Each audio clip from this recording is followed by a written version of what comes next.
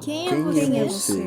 Quem você pensa que é? Quem você pensa Quem que é é? você? Quem é você? Quem é você? Quem você pensa que é? Quem é você? Quem você pensa que é? Quem você pensa pensa que é?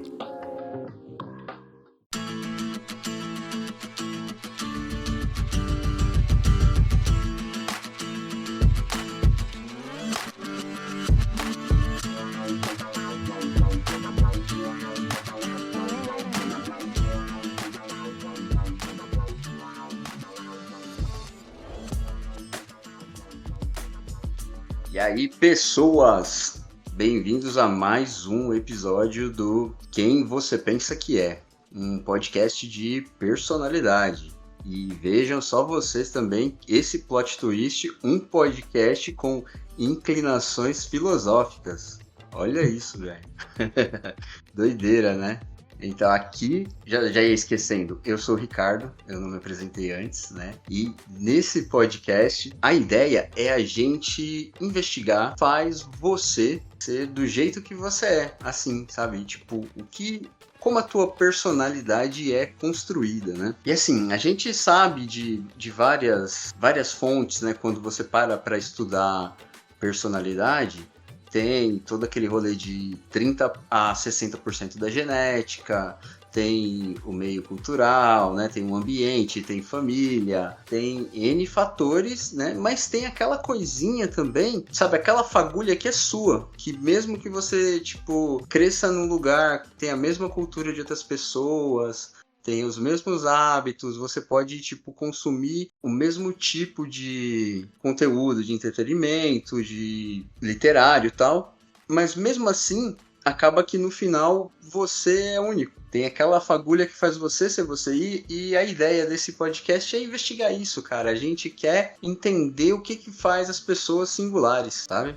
E hoje eu tô aqui com o Henri, que tem um perfil no Instagram que chama Claquete de Papel, né? Que é tipo um caldeirão, né? É cultura pop, cinema, de tudo, né? Fala um oi pra gente aí, Henri. Opa, oi, gente, tudo bem? Bom dia, boa tarde, boa noite, dependendo da hora que vocês estão ouvindo isso. Meu nome é Henri, eu sou dono do Claquete de Papel, que é um perfil que eu falo de cultura pop, cinema, anime, literalmente o que eu estiver assistindo, o que der vontade de falar. É como ele falou, né? Um caldeirão, é uma loucura e eu gosto muito de fazer isso. E estou muito honrado de ter sido chamado para cá, vamos conversar um pouco e a gente tem muito assunto por hoje, né? Toda hora. Cara, eu estou criando o hábito de começar esse podcast botando o pessoal na fogueira, sabe? Eita, rapaz. Mas assim, não é nada tão grave. Na verdade, é uma provocação, né? Pode mandar. Queria saber se você tem um guilty pleasure. Sabe aquela coisa que é tosca? Você sabe que é tosca, mas você gosta assim mesmo e, cara, você tem até vergonha de falar, mas você gosta, não tem jeito. Se você tem coragem de revelar. Entendi. Assim, eu tenho muitos, mas eu costumo dizer que meus guilty pleasures não são guilty. Porque, assim, eu falo mesmo das coisas que eu acho horríveis e tô nem aí, assim, porque eu acho que um dos charmes do mundo é a gente consumir coisas ruins. Sim, então, assim, eu sou alguém extremamente viciado em filmes trash. Se tu me falar que tem um filme de tubarão, do tipo, qualquer tipo de filme de tubarão eu tô assistindo. Filme de Sharknado eu vi todos. Olha. Tipo, eu vi todos os 15 filmes da franquia Mestre dos Brinquedos, que é de brinquedo assassino. Então, assim, é por isso que eu digo que não é guilty, sabe? Eu falo mesmo, eu gosto. Mas que são ruins? Nossa, são muito ruins. São muito ruins. Que da hora. Eu já conversei com outra pessoa que também falou, eu acho da hora essa liberdade, né, de você falar, cara, tô nem aí, não é guilty coisa nenhuma. Porque teve outra pessoa que eu gravei um episódio também que falou a mesma coisa, né, Foi. A minha amiga Priscila, ela falou que ela assiste reality ruim. Ela gosta de Fazenda, dos reality trash, sabe? E Sim. ela falou também que é o mesmo rolê que você. Ela falou, cara, não é guilty não. Eu falo pra todo mundo, eu faço stories, eu faço tudo, saio revelando, né? Exato. É Libertadores isso aí, né? Eu acho muito legal, cara, porque assim, tem muita coisa que a galera julga e, tipo, no cinema trash, e eu acho maravilhoso, porque a galera tem que fazer filme do jeito que dá, sabe? Eu acho que é um exercício de criatividade sensacional. E assim, eu tenho uma teoria, mas enfim, eu não tenho nenhum embasamento científico do que eu vou falar, tá? Mas que, tipo, tem muita gente de cinema, como é o meu caso, que a gente é tão acostumado a ver umas coisas cult, sabe, o tempo todo. Pô, eu lembro de uma semana da minha pós-graduação que eu tive que ver seguido Encoraçado Potemkin, Cidadão Kane. Só filme ótimo, filmes excelentes, sabe, pra história do cinema. Mas chega no final de semana, eu quero ver algum filme com um sangue falso ruim, saca? Tipo, eu quero me distrair, eu quero me libertar. E aí, quando eu vi, eu já tava viciado nessas coisas, saca? É uma forma de tu se libertar um pouco por alguns minutos, né? E tirar o peso, né? Porque, Sim. sei lá, você, né, por exemplo, eu vejo esse lance de guilty pleasure bem pelo foco do pleasure, né? Que tipo assim, é um momento que você quer desanuviar, né? Então, Concordo. pode ser uma coisa ruim do jeito que for, mas divertindo, você vai tirar a cabeça dos problemas, né? Do rolê da faculdade, né? De tudo isso, né? Sim, concordo. É exatamente isso. Por isso que eu brinco. Guilty pleasure é sem o guilty, saca? Aí sim, cara, é da hora. E eu queria perguntar, então, o contrário disso agora, sabe? Eu queria saber, tem uma coisa que todo mundo fala, tipo, nossa, a oitava maravilha do mundo. Todo mundo ama e você fala, cara, eu não suporto esse negócio, não queria nem ver na minha frente. O cara quer me queimar nos primeiros minutos de episódio. Eu falei que ia jogar na fogueira. O cara aproveitou São João e me jogou na fogueira. Não, olha, eu tenho uma opinião também polêmica disso. Eu odeio, tá? Zack Snyder como um todo. Eu sei de muita gente que gosta do universo DC ou das coisas que ele faz. Eu consegui não gostar de nada que ele fez. Nossa, Tipo assim, cara. eu tentei, mas sei lá, eu também não sou muito fã do Christopher Nolan, que é outra coisa. Tem uns diretores muito cult assim que eu viro, eu não tenho mais paciência, saca? Não é que seja ruim, mas eu acho insuportável. Nolan, qual é aquele da guerra? Aquele filme de guerra dele, Dunkirk, eu acho insuportável, assim, meu Deus do céu, o filme mais chato no passado. Mas tudo bem. As pessoas têm direito de gostar de qualquer coisa, às vezes elas estão certas ou estão erradas. Né? Esse negócio do cinema, ele é uma coisa meio bizarra, né? Porque tipo, tem todo esse lance da experiência, né? Da história mexer com você e sabe, da experiência como um todo, né? Tipo, quando você vai pro cinema, você quer aproveitar tudo. Você vai aproveitar desde aquela potência do som de uma sala de cinema, né? O telão, tudo aí. Tipo, juntando tudo com uma história da hora, roteiro legal, você sai com uma experiência show, né? Mas isso é muito subjetivo. Concordo. E isso tem muito essa coisa, como tu falou, de experiência, porque assim, tem uma coisa que eu acho muito engraçado quando a gente é de cinema, porque tem muita gente que fica com medo de indicar filme, ou quer logo saber a nossa opinião como se a nossa fosse válida, o que não é, cara, não é. Porque assim, por exemplo, vou dar um exemplo recente, eu fui assistir o novo Transformers no cinema.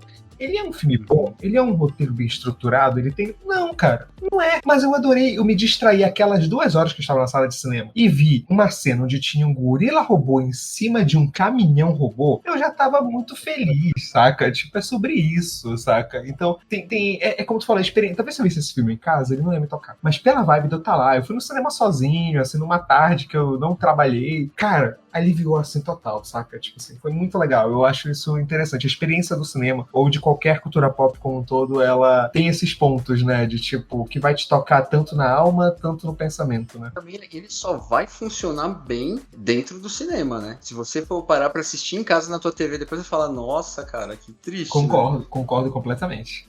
Você não tem nenhum problema com suspensão da descrença? Você não tem nenhum problema com suspensão da descrença? Tipo, quando pega um Transformers, por exemplo? Não, cara, eu acredito que assim, a partir do momento que tu te propõe a assistir ou consumir algo, claro, que não tenha proposta realista, tu tem que estar preparado pro que deve é. Então, assim, é diferente, por exemplo, eu vou assistir um filme, sei lá, The Post, sabe? Que é um filme que eu até assisti, sempre acho excelente. Tipo, é um filme mega realista, sobre crítica ao mundo jornalístico. Cara, eu não quero ver um robô gigante nesse filme. Mas se eu vou ver um filme que a proposta, saca, é aquela, eu consigo, eu não sei, eu acredito que dá pra... Claro, isso é um nível interpessoal. Cada pessoa tem o seu nível de conseguir se desprender, né, da realidade. Mas eu gosto da proposta de tu ir pro cinema ou consumir algo e se desligar da sua. Porque a partir do momento que tu aceita, sei lá, falando de Homem-Aranha agora, por exemplo, que eu assisti, eu ainda tô com a vibe, né, do Aranhaverso novo, tipo... Filmaço, né? Eu curti, hein? Esse Então, assim, se tu já tá proposto a acreditar que tem um cara que tá tirando teia e subindo nas paredes, cara, tá de boa com o resto das coisas. Eu acho que o que mais é difícil de encarar como suspensão da descrença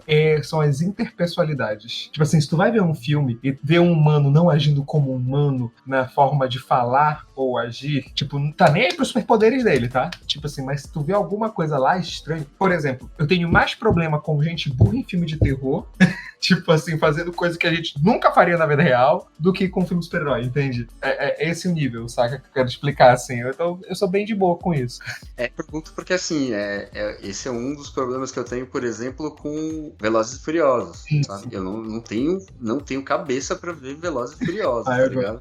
Mas é muito parecido com isso que você falou, porque, assim, eu consigo aceitar um universo de super-heróis, os Metal-Mans e tal, cara, porque faz sentido, né? Como você falou, ele ajuda na sua suspensão da descrença, porque você vai assistir o filme falando, cara, eu tô vendo uma ficção de super-heróis, cara que solta raio do olho, cara que voa, etc e tal, então não dá pra eu esperar coerência daí, né? Sim, não, verdade. Né? Tipo, não dá pra eu esperar realismo, né, cara? Mas, assim, por exemplo, quando você pega o Velozes e Furiosos, o cara, tipo, ele joga o carro dele pilotando de ré debaixo de um caminhão e ele consegue se manter sem o caminhão passar por cima dele, tá ligado?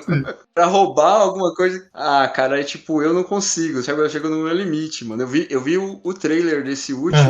Aqui em casa, tipo, minha mulher assistiu, minha filha assistiu, tá ligado? Mas eu vi o trailer no cinema quando eu tava indo assistir o Guardiões da Galáxia. Excelente. E que é um filmaço também, cara. Que finalização, né, mano? Eu achei top. Sim. Mas aí, passou o trailer do Velozes lá, né? E tem uma cena, tem 2 helicópteros tentando pegar um carro com, tipo, uma corda, não sei. E o cara só acelera. Ah, eu dou uma acelerada aqui e derrubo 2 helicópteros. Eu falei, mano, aí não dá, cara. Aí tipo... Pra mim foi demais. Eu falei, não consigo. Eu gosto de como a franquia ela transicionou pro surreal. Porque se tu vê os primeiros filmes, eles são bem pé no chão, sabe? Os 2 primeiros. Mas aí depois ele vai indo assim de um jeito, cara. Pô, tem aquele Hobbs e Shaw que tem um cara com superpoder no Velozes e Furiosos. Eu gosto, cara, eu gosto. O cara chutou a descrença pro alto, né? Pra lua, né? Tipo, ó, tipo, aqui não, né? Agora aqui virou um mundo de fantasia também, né? Eu gosto.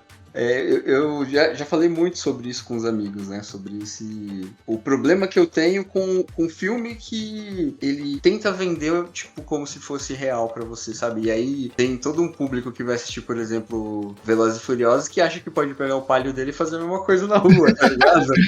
Vou pegar aqui meu Corsinha. O cara sai do cinema se sentindo Vin Diesel, tá ligado?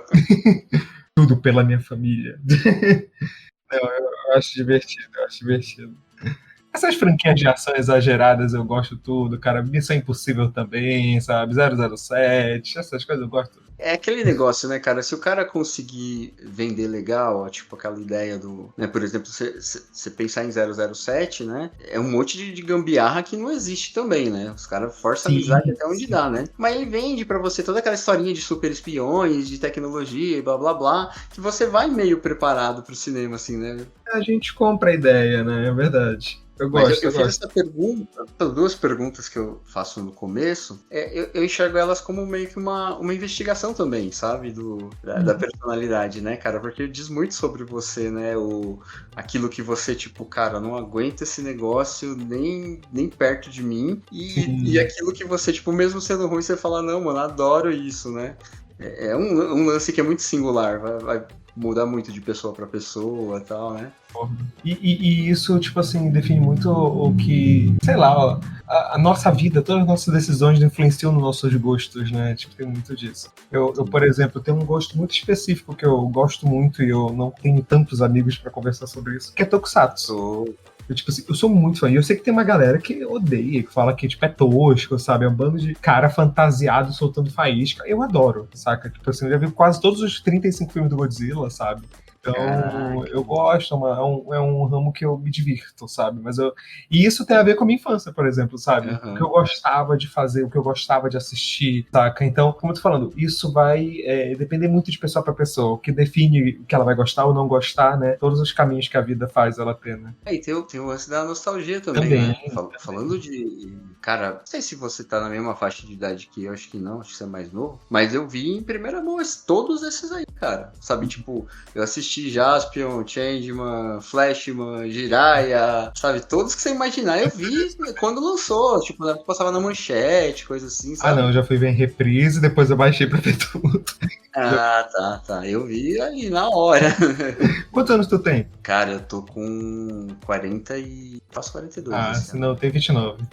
Ah, tá. Então você viu só o reprise mesmo, né? 29 você pegou o quê? O Power Ranger no começo, eu acho? Peguei tudinho de Power Ranger. É, né? Então quando passava Power Ranger, eu já tava numa fase que eu não gostava muito, que eu tava no grupo dos que falavam, nossa, que tosqueira, tá saindo faísca do cara quando ele apanha. Eu talvez seja um pouquinho viciado. Pra quem tá só ouvindo, eu tô mostrando um capacete tamanho real do Ranger Vermelho do Espaço. Então, talvez eu seja um pouquinho viciado.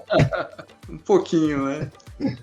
Mas tem todo um mercado, né? O Tokusatsu, ele tem um padrão, né? Cara, é muito parecido e tem muita ideia do... Eu acho que reflete bastante a época deles, né? Porque tinha todo esse rolê de, cara, tipo, uma fascinação com o espaço, né? Sempre tinham as crianças que foram raptadas e voltaram com poderes pra combater o mal, né? Mas tu sabe qual é... Eu já tô desviando total o assunto, né? Mas tu sabe qual a origem dos Tokusatsu? Eu acho surreal essa história. Eles vêm de um trauma, o trauma de Hiroshima e Nagasaki e dos testes nucleares. Porque o que aconteceu? O primeiro filme Tokusatsu, realmente, a primeira obra Tokusatsu que existiu foi o primeiro filme do Godzilla de 54. E qual era a ideia?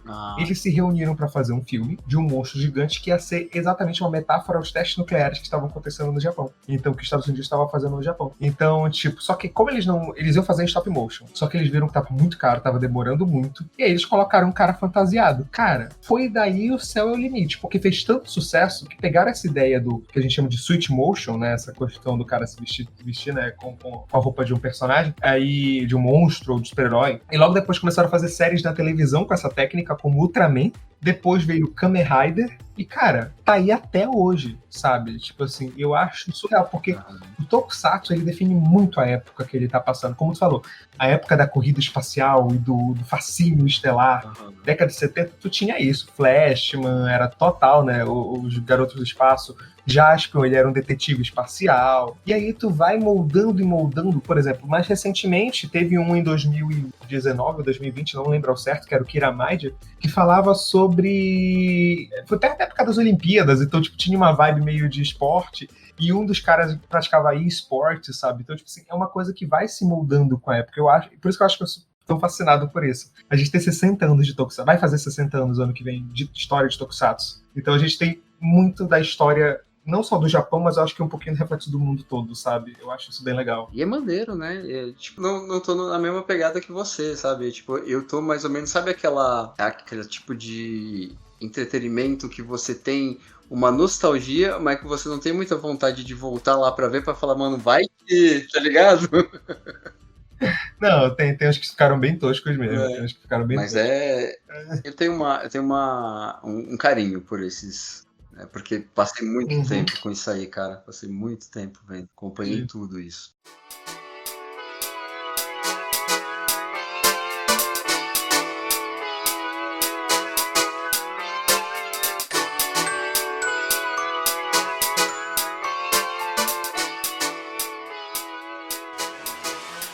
Mas deixa eu te perguntar, cara.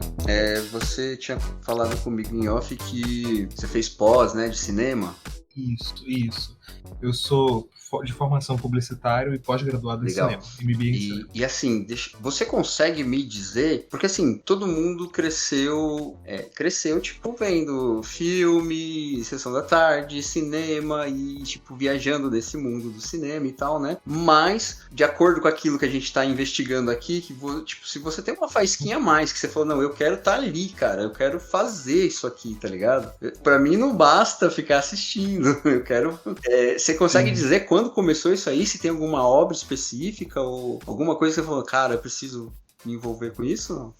Eu costumo dizer que eu não tenho memória de qual foi a primeira faísca disso, mas eu tenho alguns pontos chaves na minha vida que me ajudaram na decisão. Então, por exemplo, coisas que eu não lembro, mas que eu ouço da minha mãe e minha avó falarem, assim, é porque eu sempre brinquei com bonecos não, tipo, como se estivesse acontecendo alguma coisa, mas como se eu estivesse contando uma história. Eu fazia, tipo assim, pegava a caixa e fazia como se fosse uma telinha e eu brincava por dentro pra eu ver pela caixa, entendeu? Então, eu fazia meus brinquedos, que a gente veio de uma família muito, muito humilde, assim. Então, por exemplo, eu sempre pegava rolos de papel higiênico e desenhava rostinho e fazia os bonecos com eles. Então, tipo assim, eu sempre gostei de inventar as coisas que eu ia brincar. Não era, como eu nunca tive muito os meus brinquedos, assim, eu gostava de produzir. Então, nisso, a criatividade vai aflorando, sabe? Então, tipo, eu criei personagens quando eu era menor que até hoje eu tenho esses registros, porque o que eu fazia. Depois que eu fazia o boneco, o brinquedo, eu escrevia a história dele, sabe? Tipo assim, então, eu digo que, assim, lá atrás eu percebia que eu gostava de contar histórias.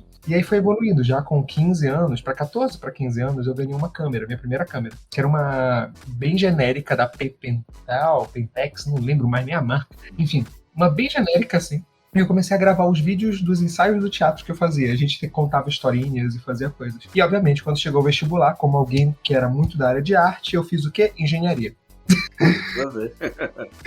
Tipo assim, eu fiz 2 engenharias, tipo assim, muito foi influência da família também, sabe? Então eu fiz engenharia de produção e engenharia de pesca. E na engenharia, eu comecei a ver que eu comecei a fazer vídeo pro YouTube.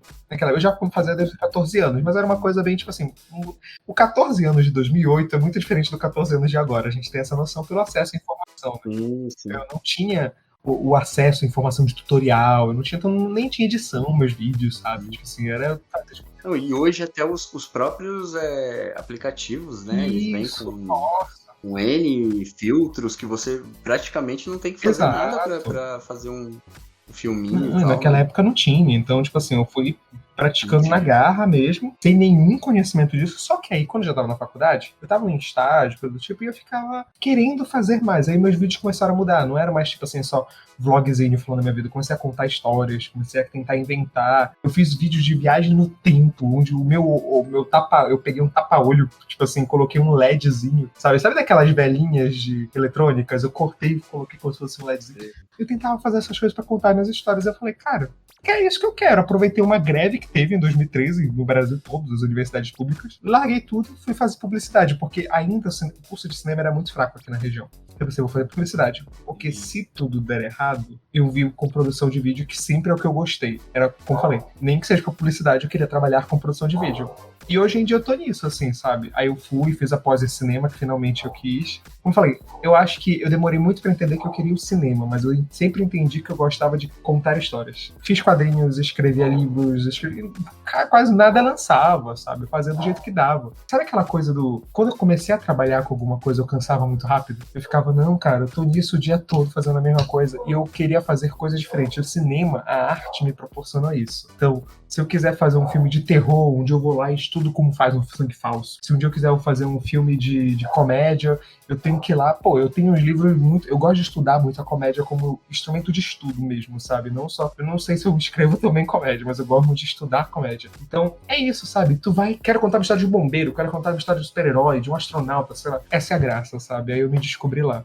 E, assim, dentro do mundo do cinema aí, pelo que você tá falando, acho que você ficaria, tipo, bem mais, tipo, encaixado no rolê de roteiro, né? De criação, assim. Eu brinco que eu trabalho nas 2 pontas, que eu trabalho com roteiro e eu trabalho com edição, que é outra coisa que eu sou fascinado. Inclusive, o meu artigo, né, de pós-graduação, eu escrevi sobre edição narrativa, que eu acho que a edição... É engraçado, porque surgiu por necessidade pra mim.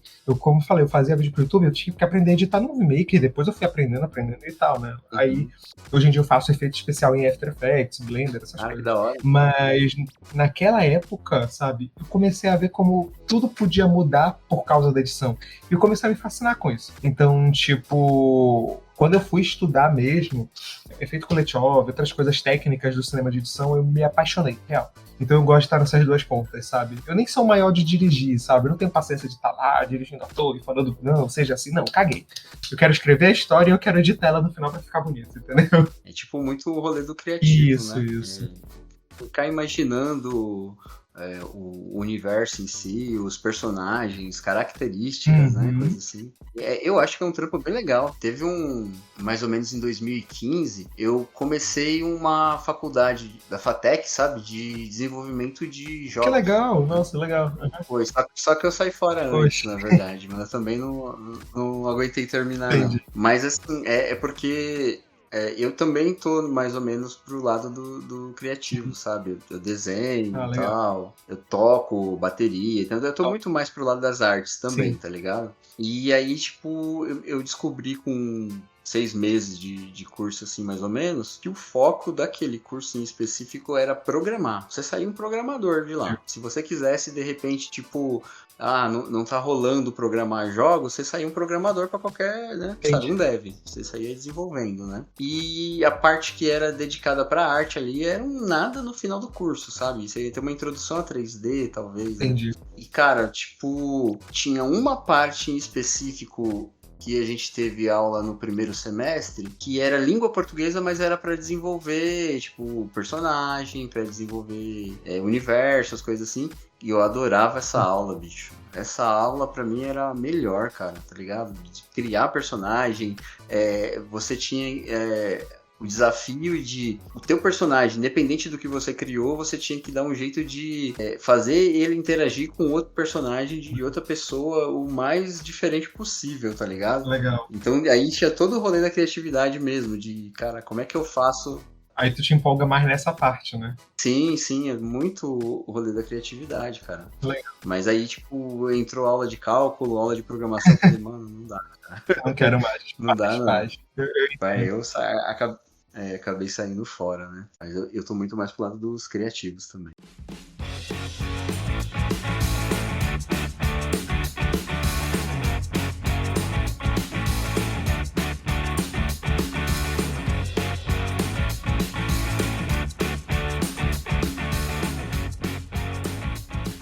Mas vamos tipo, começar a desenvolver essa brisa do meu podcast aqui, cara.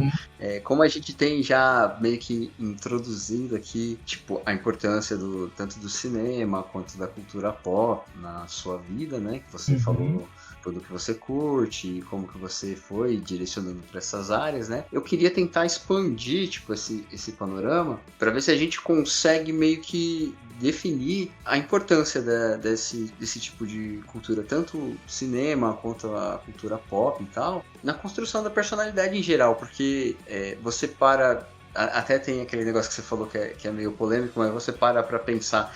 Eu cresci em uma época que o nerd era o esquisito, tá ligado? Não, mano, aquele cara ali não fica amigo dele, não. Que ele, né? Que cara não é muito normal, não, né? O cara que gostava de gibi de super-herói, de anime, coisa assim, tá ligado? E esse cara é meio diferente, ele não joga bola, mano. Esse cara não gosta de carro, ele gosta de desenho japonês, pô, tá ligado? E eu vi, cara, tipo, gradativamente, né, eu percebi que hoje a moda é ser assim, é ser o nerd, né? O nerd ficou legal do nada, né? Tipo, tem algumas vantagens pra quem já era antes, né? Que do ponto de vista que eu vejo a coisa, e é um lance que eu vejo. Também eu tava falando assim, do ponto de vista que eu vejo, e é uma coisa que eu já vi, tipo, uma galera falando, tipo, o Érico Borgo lá, que era do Omelete, tá na Rura agora, o pessoal do Jovem Nerd, eu já vi eles comentando, tipo, cara, que essa é uma época maravilhosa para ser nerd, porque você tem a tecnologia a seu favor, sabe? No sentido de, assim, quando você lia um gibi lá, quando eu tinha 8, 10 anos lá, que eu li um gibi do Homem-Aranha, não era impensável a ideia de você ver um filme no nível do filme que a gente vê hoje, tá ligado? Da tecnologia, efeito especial, tipo, coisas do tipo, esse universo que a Marvel criou, por exemplo, era impensável. Tinha até uns filmes podres. Você falou que gosta dos trash, você deve saber. Tinha uns filmes podres do Thor, do Capitão América com capacete de moto, tá ligado? Né? Que você olhava e falava, cara, isso aqui não tem nada a ver com o gibi, cara. Isso é né? Tipo, você não precisava ser adulto pra olhar aquilo e falar, nossa, que porcaria, não tem nada a ver com...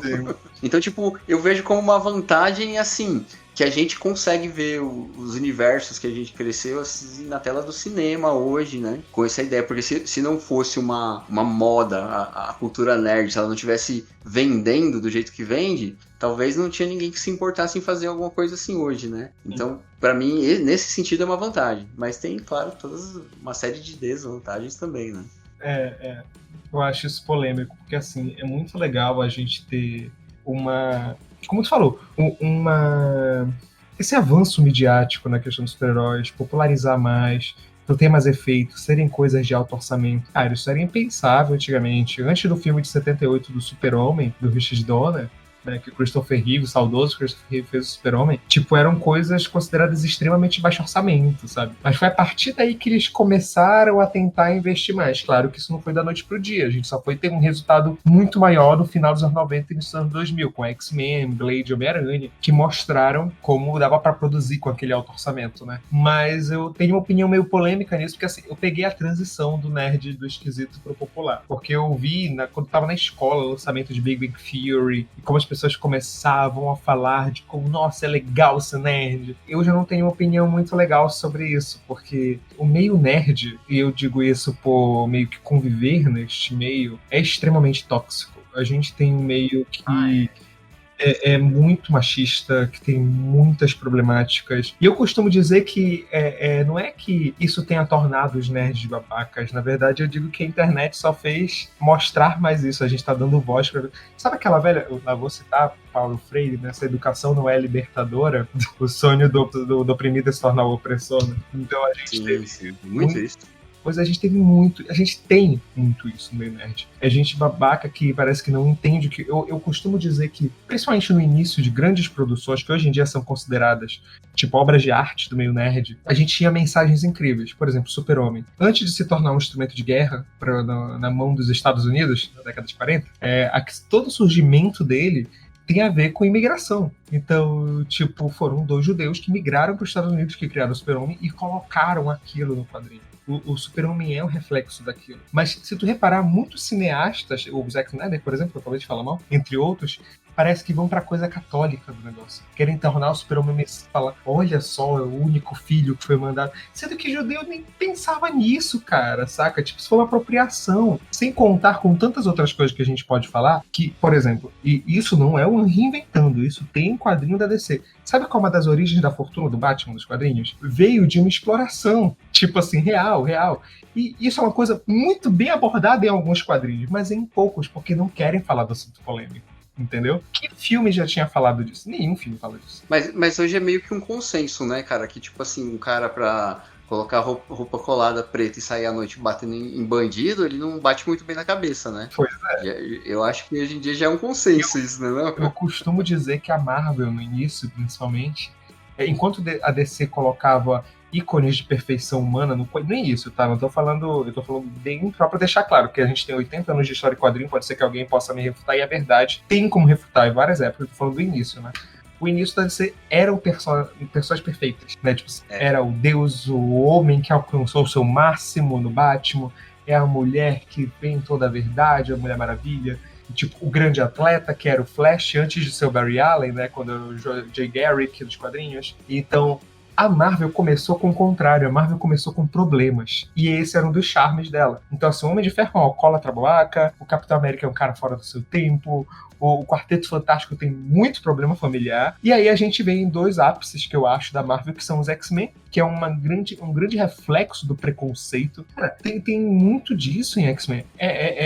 Inicialmente a gente fala muito que ele tem a ver com os movimentos de segregação, né, raciais que tiveram, né, mas assim, a metáfora da exclusão dos X-Men funciona com qualquer grupo reprimido, saca? Pra qualquer minoria. Sim, exatamente. E outro que é um que a gente pode comentar bacana é o próprio Homem-Aranha. O Homem-Aranha, cara, originalmente, se a gente parar pra pensar, uma das coisas que eu acho que é um dos charmes do Homem-Aranha... E assim, eu tô soltando essas porque tu me falou que gosta dessa vibe filosófica, então eu tô aqui pirando, tá? Mas... Não, bora, é isso aí, cara. Bora. O Stan Lee, ele era um cara que acreditava muito numa coisa meio iluminista, que acreditava que os super-heróis são pura bondade, e que eles devem fazer o correto, quase imperativo categórico, sabe? E aí tu chega, o Dítico, né, o outro criador do Homem-Aranha, ele era um cara que seguia a Ayn Rand, cara. Ele é um cara que acreditava no objetivismo, numa coisa mais egoísta. E aí tu para pra pensar, qual é um dos maiores e mais legais dilemas do Homem-Aranha? É ele querer ser alguém normal, e às vezes o poder ser uma maldição.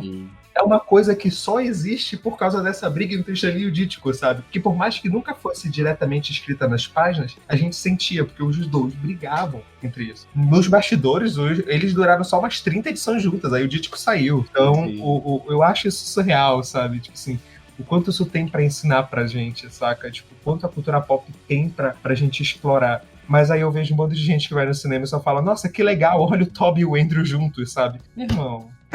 Aí, enfim, eu tô sendo chatão aqui nesse. Que isso. Mas é curioso que essa treta dos dois, todo o charme do Homem-Aranha tá aí, né, cara? Sabe, a identificação e todo esse rolê que o Homem-Aranha ele é o herói preferido de uma parcela imensa é porque tem esse negócio de você conseguir se identificar com ele de uma maneira que você não consegue com o Super-Homem, por exemplo, né? Exato, sim.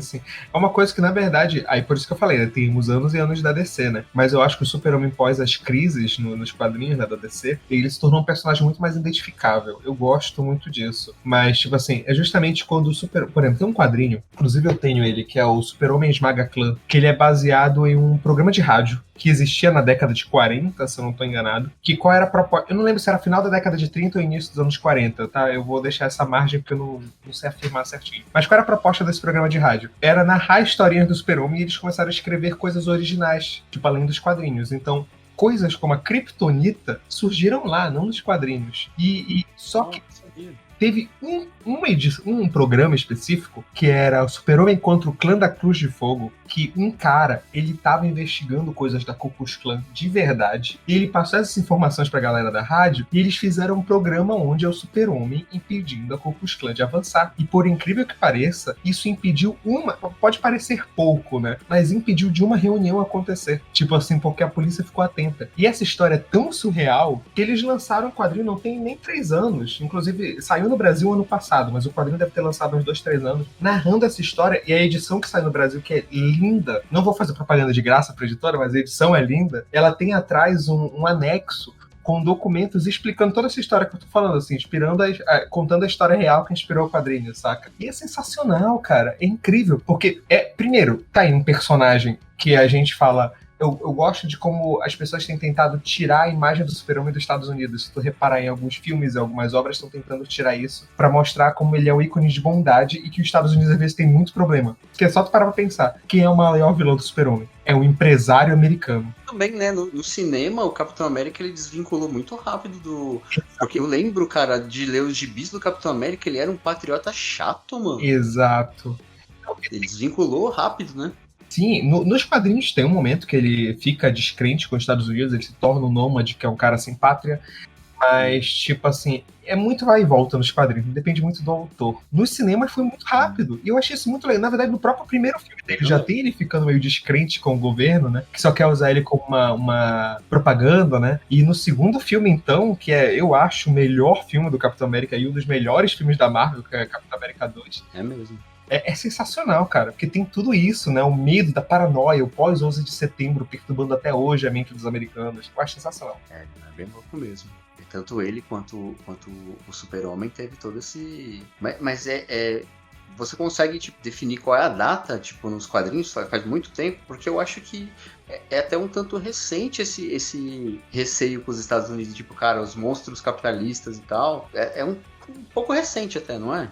Pois é, a gente teve vários momentos, como eu falei, tipo assim, o personagem depende muito do autor, né? Se a gente quer usar o Super-Homem pra ser um instrumento imperialista americano, tem muito autor que vai usar. Da mesma forma que tiveram autores, assim. Eu acho que o primeiro grande boom disso foi na final da década de 70, início dos anos 80. Me corrija se eu estiver errado, porque às vezes eu posso errar um pouquinho de data. Mas foi pós a época do Nixon, Watergate, toda aquela descrença americana. Eu sei que foi nessa época que o Capitão América teve essa cortada pra Era do Nômade e tal. O do Super-Homem, acredito que seja na mesma época. Mas como eu falei, isso é uma coisa que vai e volta, sabe? Porque tu pega quadrinho da década de 90, é super tipo assim, não, é só lutinha e acabou, parou, filosofia. Aí depois do 11 de setembro, então nem se fala, a gente tem uns quadrinhos extremamente patriotas depois do 11 de setembro, e tipo assim, muito pra tipo assim, querer restabelecer a imagem do americano como os povos sobreviventes, né? Então... Mas aí, como eu falei, a gente já tá tendo uma descrença de novo. Então, é uma coisa muito vai e volta. A gente tem, por exemplo, se eu não me engano, em uma das, sem exagero, uma das 5 primeiras edições do Super-Homem, eu acho que eu tenho essa história, inclusive, ele pega, tem 2 países que estão em guerra, se eu não me engano, são países fictícios, e ele, para tentar resolver isso, ele leva um dos líderes do país pro meio do campo de guerra para ele ver como é que é. Dependendo do autor, ele já sabe trabalhar isso, sabe? Porque ele tira o cara, o líder, que nunca foi para um campo de guerra, para ver, olha, é isso que você está causando dentro daquela sua sala, sabe? Isso lá no início. Então, como eu falei, vai e volta. Mas eu digo que a origem do Super-Homem, mais até do Capitão América, o Capitão América surgiu no meio da guerra, ele foi um instrumento de manipulação midiática e tal, mas o Super-Homem surgiu ao contrário, ele surgiu dessa forma, meio com padrões, não estou dizendo que 100%, mas alguns padrões que a gente identifica como socialista, não comunismo, mas sim socialista, e depois logo que ele foi vendido, sabe, para uma editora americana, tipo, na verdade, ele já tinha sido lançado nos Estados Unidos, mas depois que saiu dos direitos dos criadores, sabe, aí eles começaram a usar também como propaganda de guerra. Tá, pode crer, interessante. Peraí. Sem problema. Eu falo muito também, desculpa, né? Não, tranquilo, cara. Normal. A conversa ela vai e volta mesmo. É assim, cara. Eu acho que uma conversa boa é assim, né? Eu sou meio tagarela, tá, cara? Tipo, eu vou falando. Eu queria ver com você agora, tipo, como que você consegue perceber, tipo, o peso dessa cultura na formação da personalidade, assim, em geral? Você consegue, tipo, gente que fala, cara, mano, eu cresci lendo isso ou assistindo isso e fala, cara, isso mudou a minha cabeça? Eu assim, sou um exemplo, eu posso também citar, eu tenho amigos que falam sobre isso, se quiser eu posso falar sobre isso também. Fala assim, por favor. Não, pois eu costumo dizer que, principalmente com Homem-Aranha e Super-Homem, que são 2 personagens que tu já viu que eu gosto bastante, tipo assim, eu acho que moldaram muito a minha personalidade, sabe? Eu cresci lendo esses 2 porque eram um dos poucos quadrinhos que meu pai colecionava. Então, tipo assim, quando ele deixou os quadrinhos em casa pra mim, sabe? Então eu cresci lendo aquilo. Eu nem entendia 100%. Então eu ainda brinco que eu nem cresci com os quadrinhos da minha época. Porque eu cresci nos anos 90, né? Mas eu lia quadrinho que era da década de 70 e 80. Era do meu pai. Então, tipo, eram uns gibizinhos da Abril, saca?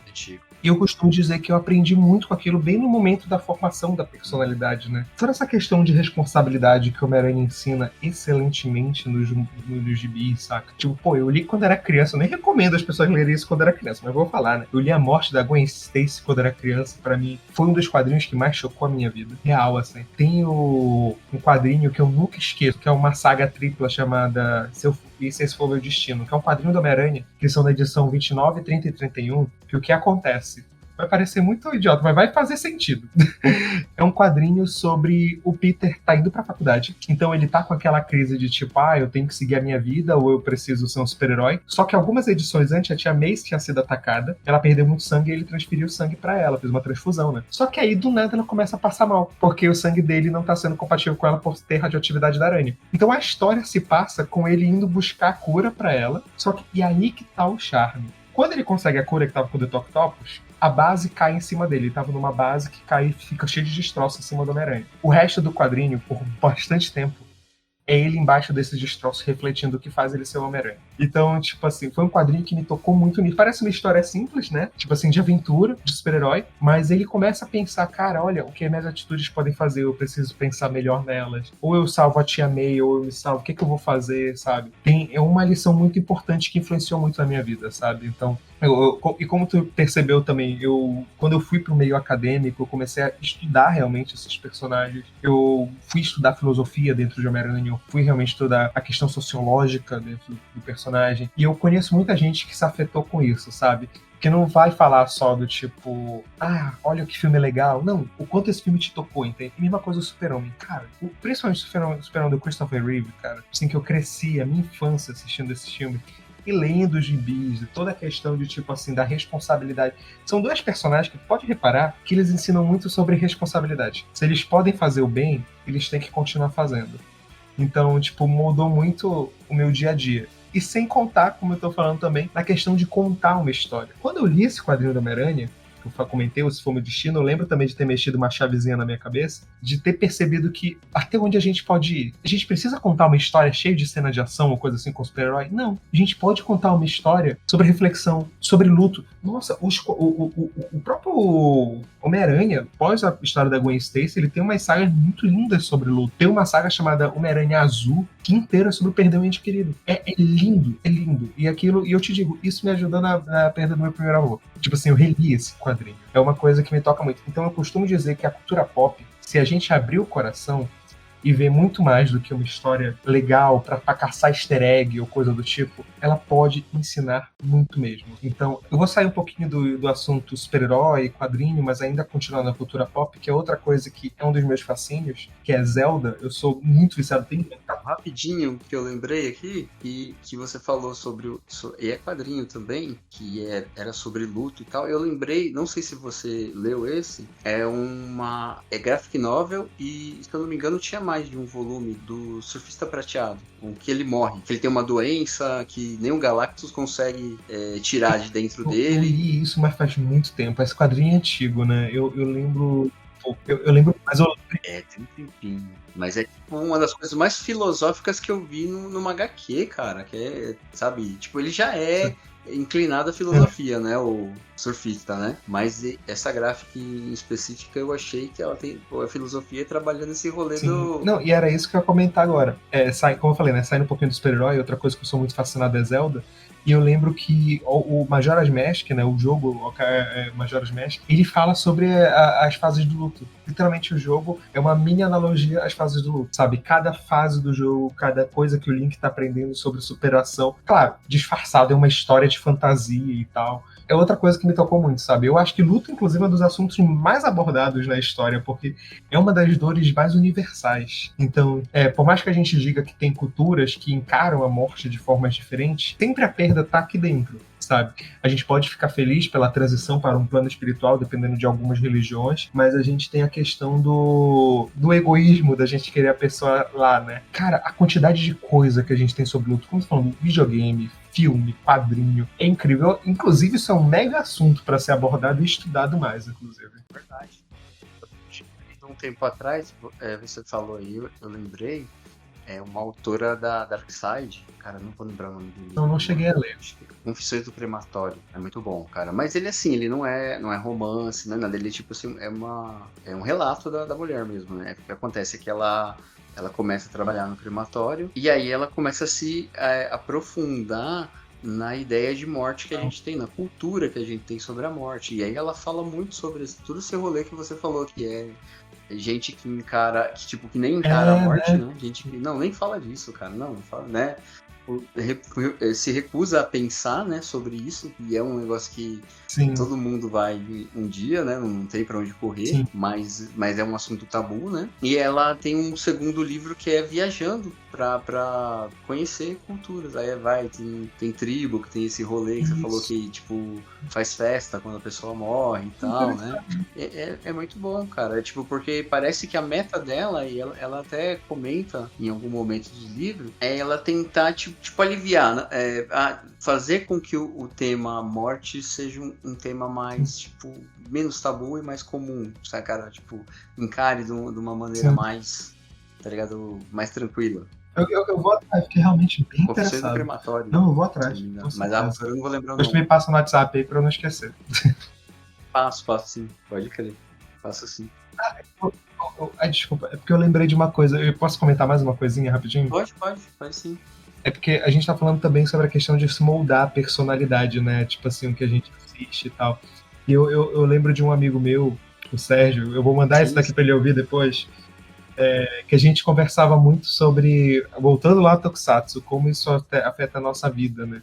E, tipo assim, quantidade de coisas que a gente aprendeu sobre bondade, sobre união. Cara, todas as séries de Super Sentai, principalmente, falam sobre amizade, sobre união, sobre... E um tempo desse a gente conversou porque a gente fez uma peça, foi incrível, uma peça temática de Power Ranger. E nisso a gente foi conversando muito. E tem uma série que eu, inclusive, recomendo muito, chamada Tokusatsu GHH, que ela fala sobre uma garota, que ela tem 21 anos, eu acho, não lembro. E aí ela assiste essas séries que são consideradas infantis, então ela tem vergonha de falar pras pessoas. Só que a série, o ponto dessa série é ela perdendo a vergonha, voltando ao assunto do Guilty Pleasure, né?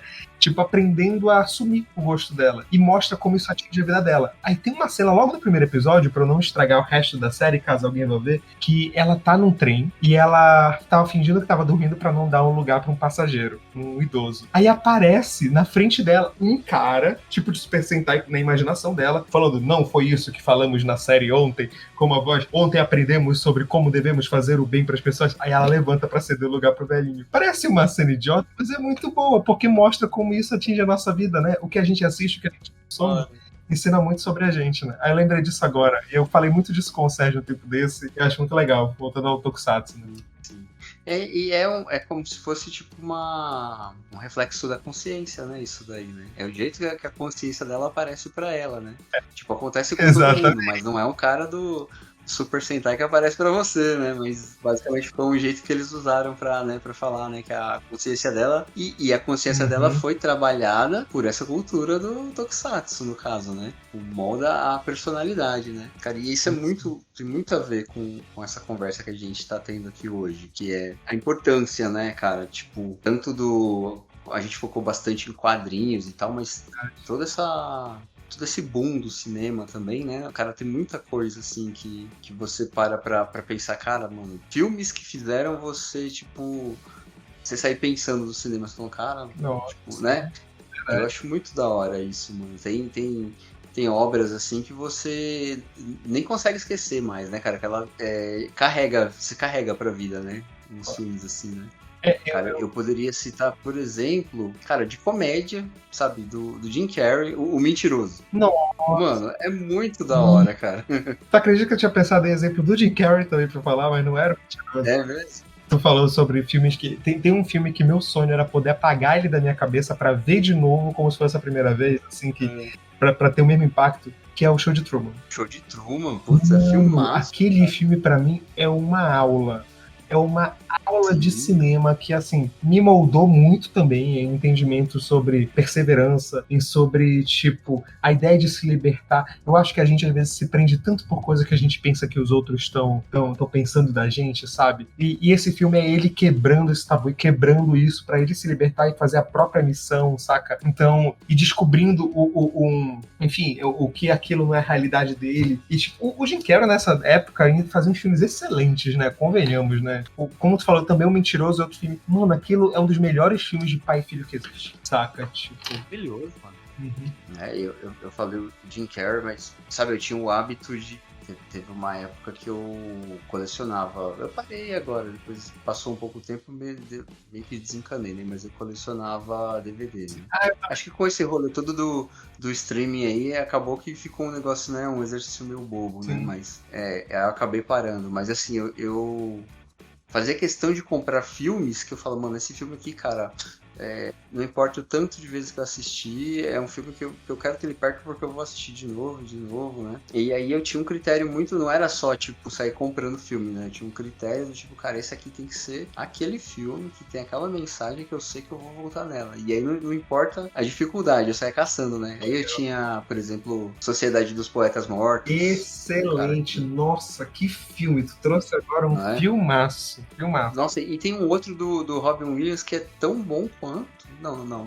Acho que é um pouco menos, talvez. Wow. Mas muito bom também, o Bom Dia Vietnã. Eu amo esse filme. Que ele é um radialista. Nossa, maravilhoso. Que filme. Robin Williams era foda, né, cara? Acompanhamos o Robin Williams. Sim. Tipo assim, nessa época também. Cara, outro filme que eu acho lindo de relação pai e filho, Uma Babá Quase Perfeita, cara. Também.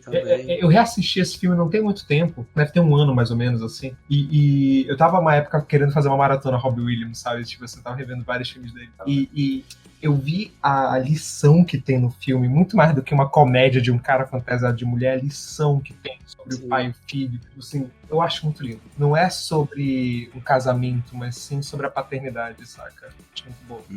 Cara, e tem um que aí tipo assim, é um lance que eu acho que até exemplifica muito isso que a gente tá falando, que é tipo assim, um filme que você tem uma experiência com ele que você fala, cara, mano, sabe, eu não consigo nem explicar. Tipo, a primeira vez que eu assisti o Forrest Gump, nossa, foi na aula, na escola, tá ligado? Que legal, sim. Foi.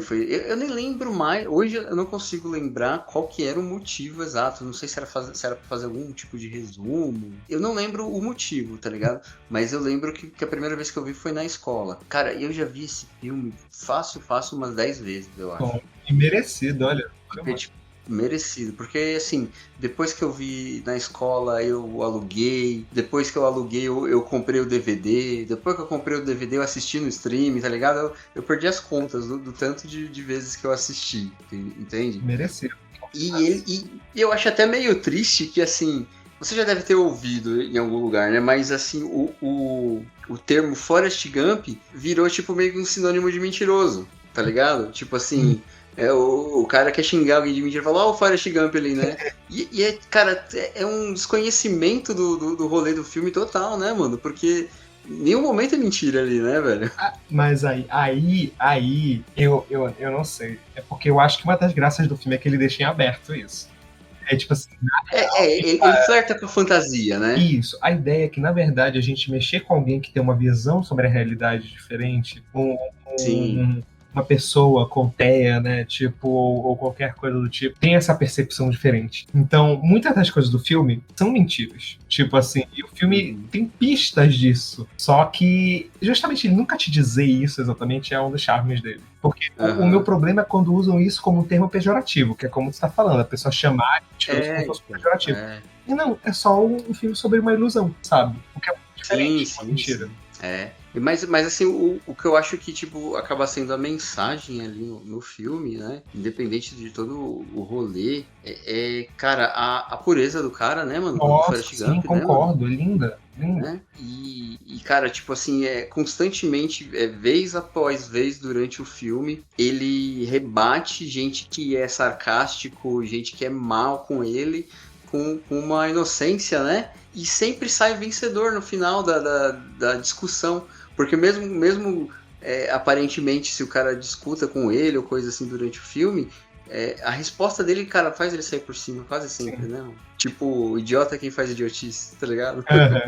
Assim, eu costumo dizer que eu tenho um fraco, voltando a falar de obras que afetam a nossa vida como um todo, né? Tipo assim, com qualquer obra que aborde PCD, saca? Como um todo. Porque eu não sei se eu já comentei pra ti, mas eu tenho uma irmã que é PCD. Então, tipo assim, tem muitas obras que me tocam em tentar entender essa visão de outra pessoa, de uma visão de mundo que é muito diferente da gente, que a gente nunca vai conseguir.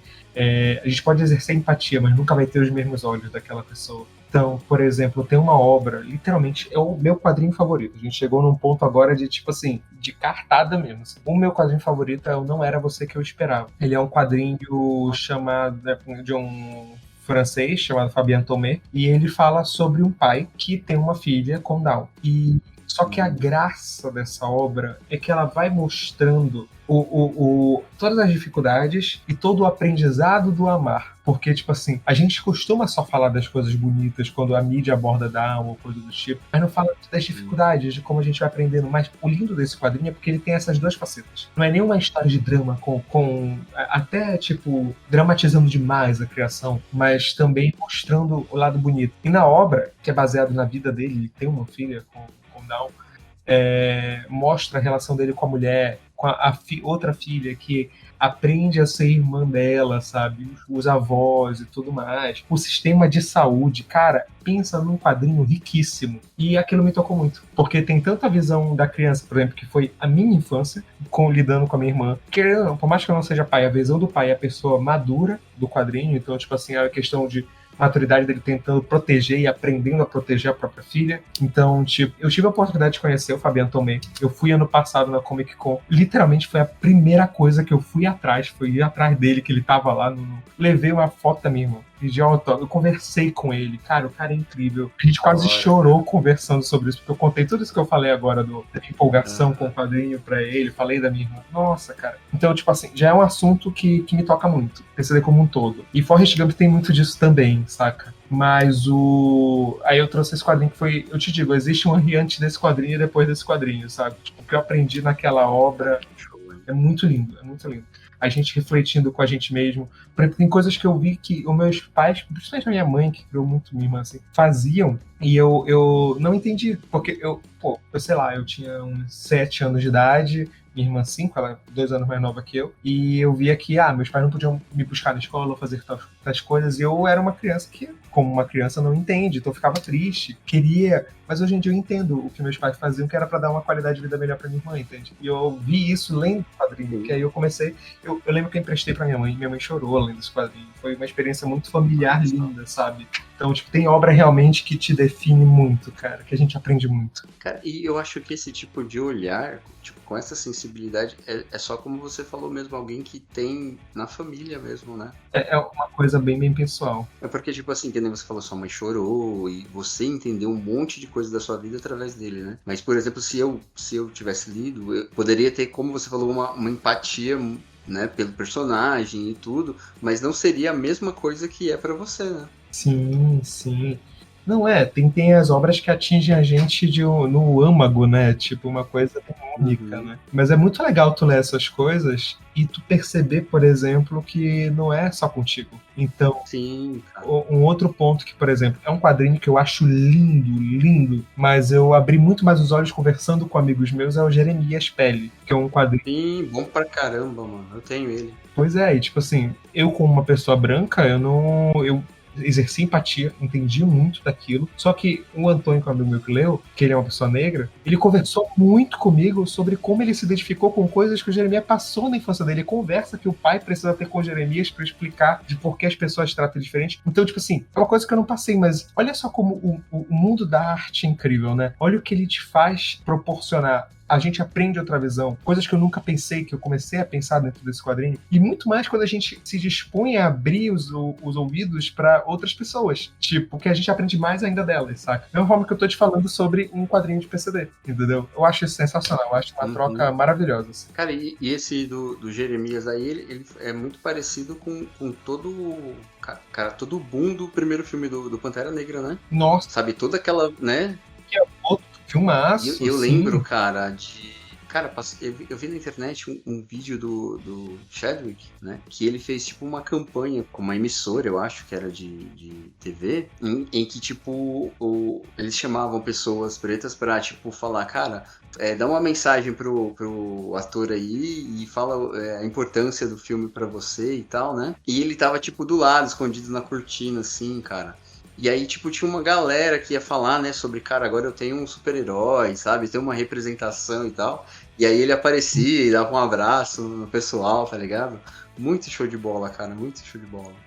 E eu acho que essa é a grande força, né, da cultura pop, né? Quando ela toca as pessoas da forma certa, quando ela ensina, quando ela muda a tua vida, quando ela... Como tu falou aí, voltando ao Homem-Aranha, né, que a gente tava falando muito do Homem-Aranha mais cedo. Assim, cara, o impacto que tem o Aranhaverso, cara... É impressionante, tanto no quadrinho, tanto no cinema. O Miles, cara, que personagem incrível. Eu lembro que eu tava acompanhando na época, eu comprava os quadrinhos que era o Marvel Millennium, que era a época o Ultimate. Eu li a morte do Peter, fiquei triste. No outro quadrinho eu li a entrada do Miles e já tava assim, sabe, feliz. É uma experiência única, sem contar com a Gwen-Aranha. Cara, que personagem rica, que assuntos a gente pode abordar. Então, eu torço para que pessoas consigam, principalmente as gerações mais novas, consigam ter esse impacto que eu tive lá atrás, sabe, como personagem. E que a gente continue moldando pessoas novas com novas artes, sabe? Mas arte mesmo, não produto, sabe? Porque, como a gente estava conversando, ver cara, todo ano 10 filmes de super-herói, pelo amor de Deus, não precisa, sabe? Te foca em fazer um que vai marcar a tua vida. O ano que lançou o Homem-Aranha, original em 2002, cara, se teve 3 filmes de super-herói, foi muito. E a gente teve, foi o Homem-Aranha, o X-Men 2, se não me engano, ou foi perto, eu não lembro exatamente. Acho que Blade 2 também lançou nessa mesma época, assim. Então, tipo, e acabou. E são filmes excelentes, até hoje. sabe? Então é isso que eu digo, eu acho que é importante, sabe? O que a arte pode nos ensinar, e a mesma arte dentro da cultura pop, saca? Pode ensinar e moldar a gente, né? Como você falou, o impacto do Pantera Negra, o impacto que vão ter outros filmes que vão vir, eu acho isso incrível. O próprio Guardiões lá, que encerrou com aquela mensagem sobre... Pode-se dizer ali que tem muito aquele rolê de crueldade animal, né, cara? Que foca muito aquele rolê das experiências do autoevolucionário, né? Nossa, que vilão, né? Nossa, convenhamos cara. que são bem escritos. Sim, foi Tava muito... todo mundo esperando do Kang, todo mundo ignorou o Kang do Homem-Formiga 13 e o auto-revolucionário do nada, Então. sabe? Pareceu. Eu acho que o Kang ainda tem potencial, porque como são N versões, pode aparecer algum Kang mais legal aí, né? E tanto que eu acho até que aquele do Loki, eu acho ele legal. Que ele é um mais cabeça. Eu acho ele legal, né? O do Loki é melhor, eu concordo contigo. Então, eu acho que assim, como tem esse... Sei lá, tinha um coliseu inteiro no final do Homem-Formiga, tinha um coliseu inteiro de Kang, deve ter um ali que os caras conseguem explorar bem, né? Dá pra fazer um... Algo que se salva. Né? Então... Sim. Dá pra, tipo, ter um pouquinho de esperança ainda, né? Mas o Auto-Evolucionário, cara, ele roubou a cena. Pra mim, eu nunca tinha... Como eu não acompanhei quadrinhos do Guardiões, eu nem sabia desse cara. Nunca tinha nem ouvido falar, tá ligado? O Auto-Evolucionário é um personagem bem B, e ele chegou a ser vilão dos Vingadores, na verdade, não dos Guardiões, em quadrinhos, tipo assim, um one-shot, rapidinho, sabe? Tipo, nada de grandes sagas com o Auto-Revolucionário, sabe? Então eu gostei muito dele no cinema.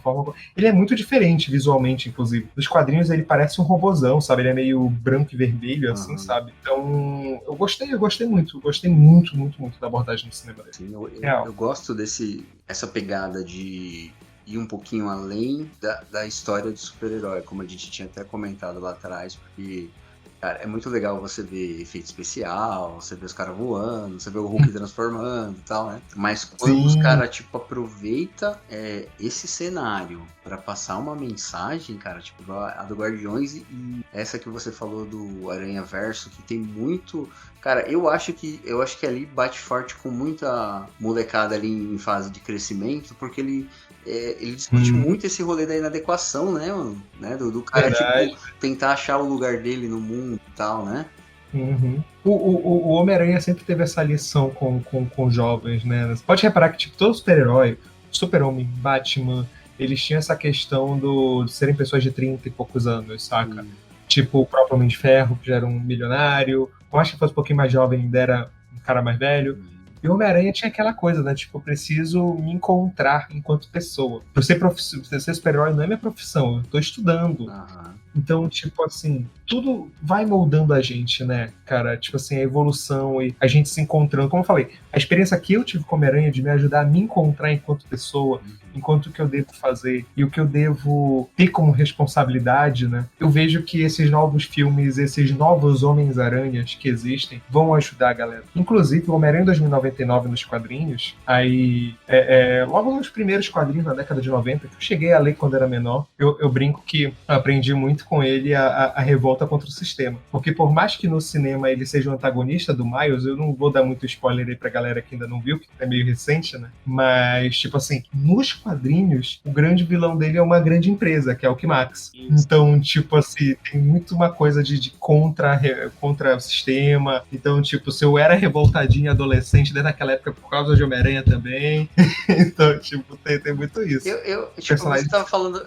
você lembra que ano que é o Aranha 2099? Aranha 2099. Se eu não tô enganado, é de 92, 93 começaram a sair os quadrinhos dele. Ele é um momento, sabe? Tipo, você consegue ver reflexo nesse Homem-Aranha, aí no quadrinho, do jeito que você tá falando. É um momento que a cultura em geral tá muito antissistema. Se você for ver essa época aí, tá rolando na música Rage Against the Machine, tá ligado?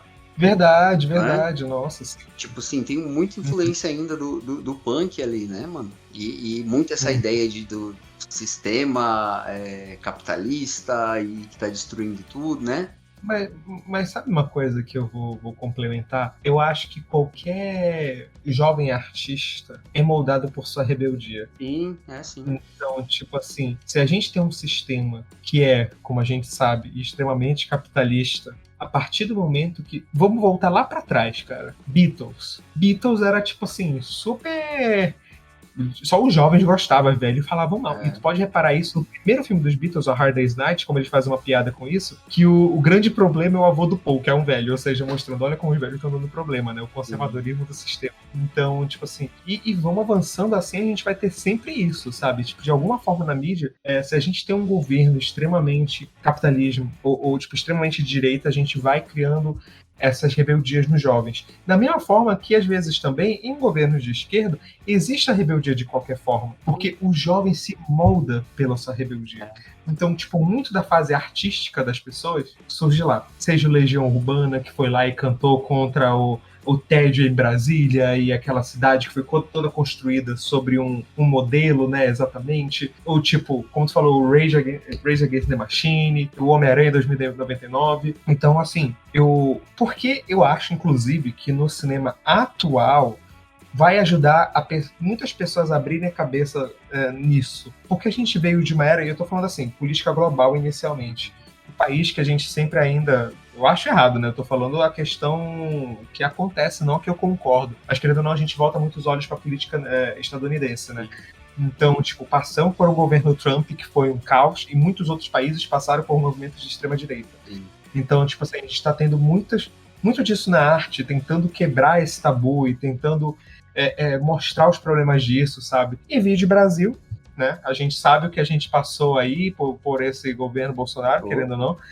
E antes ainda dele, eu costumo dizer que o governo Bolsonaro começou no golpe, né? Tipo, contra a Dilma. Então, tipo assim, a gente... Como é que eu falo assim? A gente tá passando por uma era de revolta que tá fazendo artes boas saírem, sabe? Tipo assim, Bacurau surgiu nesse meio, o Marighella, Medida Provisória, tantas obras incríveis que estão aparecendo, sabe? Tipo...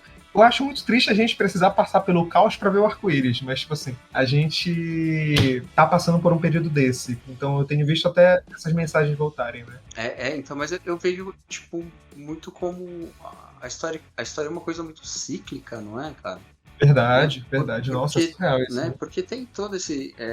eu acho que acaba sendo necessário. A gente passa pelo ruim para voltar acaba sendo necessário porque tem toda uma geração que cresceu sem conhecer tudo que a nossa passou, por exemplo, né? E essa geração é a que inclina pro outro lado, que aí você falou que tem todo o rolê da juventude, né? De repente, cara, o sistema tá todo errado, vamos contra ele. Então, para ir contra ele, a gente vai por quê? Pra direita, né? E aí deu todo esse rolê e tal, né? Fez todo esse estrago, né?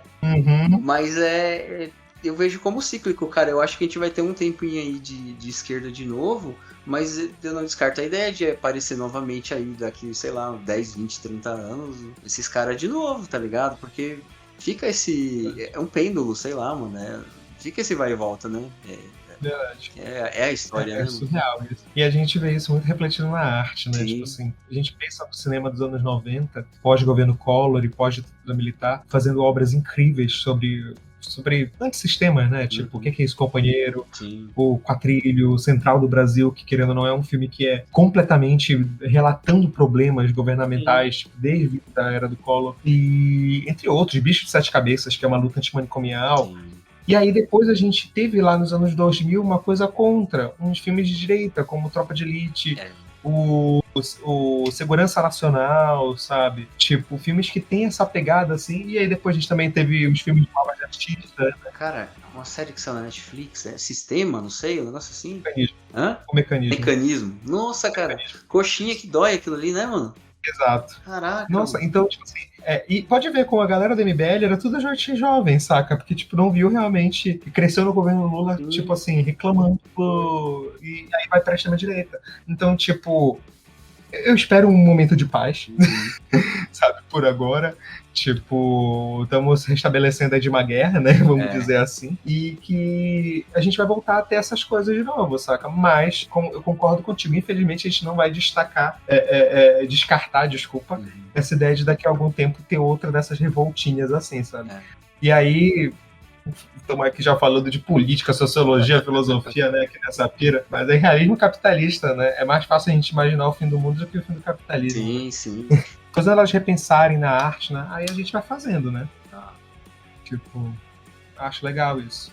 não é necessariamente influenciar, mas abrir um pouquinho a cabeça para outras interpretações, né? Então, mas o jeito que eu vejo sabe, uma efetividade nisso é esse que você falou mesmo, cara, é formiguinha, é trabalho de formiguinha, tá ligado? Tipo assim, salvar o mundo uma pessoa por vez, tá ligado? Entende? A gente vai fazendo, tipo, não vai ser do dia pra noite, mas a gente tá fazendo o trabalho, né, de Sim. Ajudando. E aí, tipo, se você pega, tipo, sabe, se você pega os preceitos, de repente, assim, né, foge um pouco da ideia política, foge um pouco da ideologia, da ideia de, tipo, um sistema que derruba outro, coisa assim. Você pega, tipo, os adjetivos aí, você pega a parte boa e você bota em prática na tua vida, em quem você convive, você dá esse exemplo, pra mim é uma coisa muito mais efetiva do que você pensar em uma tomada, tá ligado? Vamos fazer uma revolução no Brasil e mudar o sistema, tá ligado? Eu não vejo isso. Acho um negócio impraticável, tá ligado? Sim. É uma coisa de cada vez, né? Uhum. É um tema cascudo esse, né? Sim. Não, mas eu acho um tema muito interessante, acho muito legal conversar sobre isso. É legal que sabe, como a ideia aqui é discutir personalidade, cara, a gente tipo vários ângulos, várias características, né, você não consegue, eu acho limitante a ideia de rotular, por exemplo, sabe, de você falar, tipo, eu tô falando com o cara do canal Nerd, né, Sim. Né? Eu sou, sei lá, o filósofo. Não, eu acho, tá ligado? Um negócio limitante, porque a gente Sim. é multifacetado, né, cara? Não, verdade, né? Cara. As pessoas são muito mais do que só um gosto, né? Sim. E tem, tipo, eu acho que tem muito que se aproveitar numa conversa quando você, tipo, sai só daquele rótulo, se você enxerga a pessoa como um indivíduo multifacetado, complexo, com várias camadas, né? E não só o rótulo da camiseta, né? Sim. Cara, é como a gente diz assim, quem se prende a uma coisa só, cara, eu conheço gente que, tipo assim, é óbvio que eu não vou citar nome, né, mas tipo assim, que fica, não, eu só faço falar de quadrinho da Marvel. Aí eu vejo aquela pessoa, a gente sai pra algum rolê, só fica falando de quadrinho da Marvel, gente, saca? Pra quê? Sim. Saca? Tipo, tanta coisa pra gente explorar. E eu digo, é como eu tô falando, tem muita gente nesse meio que só tá ligando pra, olha, parece com o quadrinho, olha os easter eggs. E olha a quantidade de coisa que a gente tá falando que pode tirar de interpretações dos quadrinhos, sabe? Da história e o estudo por trás disso, sabe? Acho paia quando a pessoa se limita tanto. Sim, pra caramba, cara. E é um mau uso, né, da mídia, né? Seja qual for ela, está sendo mal utilizada, né? Tá perdendo metade da utilidade ali, né? Verdade. Mas eu acho que o cinema, cara, ele é um pouco diferente dos quadrinhos. Eu acho que ele consegue simplificar mais a mensagem, sabe, tipo, no intuito de fazer entender uma mensagem que está por trás, assim. Eu acho que o cinema ele tem mais ferramentas que o quadrinho para fazer isso, tá ligado? Eu costumo dizer que não é que o cinema facilite, porque tem alguns problemas, alguns filmes que às vezes não facilitam, inclusive, sabe? Tipo assim, acabam até distorcendo mensagens. Porém, eu costumo dizer que o cinema é a melhor forma democrática de levar mensagens. Porque, querendo ou não, a gente sabe como o quadrinho é caro, é difícil acesso a alguns. Tipo, quanto literatura, infelizmente, a gente sabe que tem muita gente que não lê, não tem o costume, né, de ler sempre. O cinema não. É muito raro tu ouvir alguém que fale, não gosto de ver filme, não gosto de ver série, sabe? Então, tipo, se bem utilizado, o cinema pode ser uma ótima ferramenta de reflexão e entendimento. Tipo, mas também pode ser usado pro mal, né? Vídeos, filmes de propaganda nazista da década de 40, né? Mas, tipo assim, dá pra gente explorar, né? E se for ver também aquele da Ku Klux Klan lá, que, cara, fez um sucesso absurdo nos Estados Unidos, né, mano? Isso! Cara, esse negócio, ele foi o responsável por uma galera que se filiou a esse grupo aí, mano. O negócio foi bizarro, né? É muito bizarro. Assim, eu tive que assistir esse filme na pós-graduação. Uhum. Tipo assim, eu sou do time que a gente precisa tirar esse filme do currículo, saca? Inclusive. Uhum. E é bizarro porque ele faz de tudo pra tu tentar simpatizar pela Ku Klux Klan, cara. Sim. É um lixo filme, pelo amor de Deus. E as pessoas enaltecem e falam até hoje desse filme, mostrando que ele sim é a origem da sociedade norte-americana, sabe? Nossa, é muito problemático. Aquilo é bizarro. Eu sou do time que Porque deve ter muita gente que não vai assistir com essa cabeça. É um filme de fácil acesso. Não é que eu acho que o filme deva sumir do mapa, mas eu acho que esse filme deveria vir com uma mensagem antes, sabe? Sim. Alguma coisa explicando, olha, isso é da época, coisa do tipo, que, nossa, é bizarro, cara. Eu acho assustador. Não veria isso nunca mais de novo. Não assisti, na verdade. Eu ouvi um podcast em que ele falava sobre a Ku Klux Klan, né? E aí falava sobre a importância do filme na época, sabe? No estrago que ele fez, né? Em matéria de propaganda mesmo, de convencer, de fazer cabeça, né? Tem um filme excelente que é aquele Infiltrado na Clã. Sim. Que ele mostra um grupo de pessoas assistindo esse filme, né? É assustador, cara. É assustador. Caraca, bizarro. Eu não vi o Infiltrado ainda. Faz um tempo que eu tô pra ver, não. Recomendo muito, cara. Recomendo muito. Filmaço E é uma história mesmo, também adaptada, né? De uma história real, não é? É uma história real. Eu tenho o livro que narra a história real, que aí eles fizeram, né? O cara que passou por isso escreveu depois um livro, e aí eu cheguei a ler, é sensacional, cara. É surreal, assim, que eles fizeram. Foi de bom. Cara, acho que a gente tá chegando no final aqui, né, mano? Pelo tanto que a gente saiu explorando cultura pop, cinema, política, livros, né? Tem muito o que falar, né, cara? Se você deixar, a gente fala horas disso. Fácil, né, mano? Fácil. E conversa boa é assim, né, cara? Ela faz um zigue-zague, né? Vai pra todo lado, volta de novo, lá atrás, depois, né? Eu gosto. Eu sou tipo assim, cara, eu acho que eu tô investindo nesse rolê de podcast porque eu gosto da conversa, tá ligado? É muito mais isso do que qualquer outra coisa, entendeu? Eu acho legal. A gente conhece muita gente nisso, né? Sim. Legal. E tem gente que você não conheceria, né, se não fosse desse jeito, né? Tem gente que você não teria contato. Às vezes tem gente que vai fazer diferença na sua vida, né? Eu já tenho alguns amigos que eu conheci por conta do outro podcast que eu fazia, que são amigaços, tá ligado? Tipo assim, gente boa pra caramba, e que eu não conheceria se eu não tivesse, sabe, metido a cara no podcast, né? Não, inclusive eu vi que teu DDD é de São Paulo, né? Vou marcar quando eu estiver por aí. Uma vez ou outra eu tô por aí pra trabalhar e tal, a gente marca um café aí pra trocar ideia. Demorou.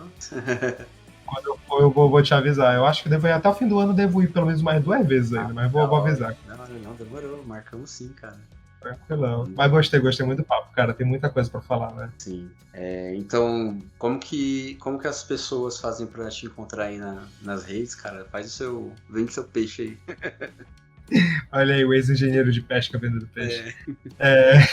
Não, gente, quem gostou aí do que eu falo, das minhas pirações, é só procurar no Instagram Claquete de Papel. Pode procurar também no TikTok, Claquete de Papel, YouTube, Claquete de Papel.